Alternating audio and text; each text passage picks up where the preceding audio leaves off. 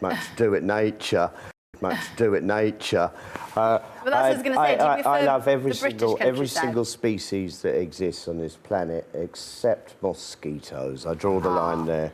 I think you've got to be sensible about it, or anything that lives in your underpants that shouldn't be there. You found out all about on I'm a Celebrity. But anyway, John, we're going to talk about this wonderful scrapbook here, Mr. Rotten Scrapbook. It's beautifully crafted. Yeah, I mean, there's all sorts of incredible things in it. Just give us a bit of an idea of what you've included and why. It's the story of my life up to this present point. The initial inspiration for it was being on tour last year with Public Image Limited. My up to date, I think, best band. My best songwriting goes into that band, and I loved it. I loved being on the road with people that respected each other, weren't constantly arguing, and so little anecdotes on notes started to creep up on me, and it just evolved because without Public Image, with Public Image, I needed the Pistols.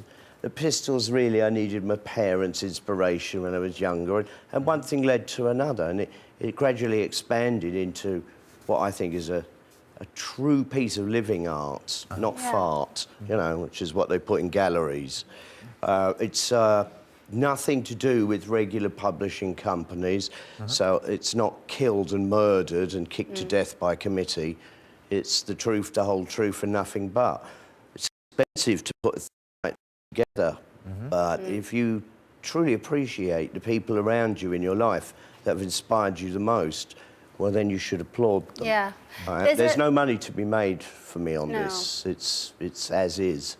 There's a fantastic collection, as Matt said, of pictures in here. It must have been quite a job to get them together. Did you learn anything about yourself, John, while making this book? Well, I learned that every record company should have a copy of this on their front desk so they stop being corrupt from there on in. Fair enough. OK, you've produced it. There's only what I've learned is I'm not such a nasty person to myself, after all. I don't need to be. Right. And I know the perception over the years has been, you know, I'm always rude and aggressive. I'm not really. That's only in response to insult. I haven't mellowed. It was suggested earlier. I enjoy my life, and I want institutions and structures should deny me those basic civil freedoms and rights. Yeah, well, I mean, it is a very special book. There's only 750, but it is quite expensive at £449. Who are you aiming it at? Well, you tried buying a ticket for the Wembley final yesterday. They don't come cheap either.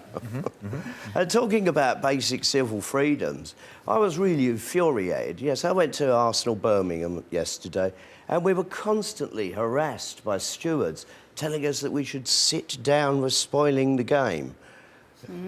Football is now a sit-down sport. You know, and your friend Rambo has even lost his voice. I need to come back to this country a little bit more often and put it right.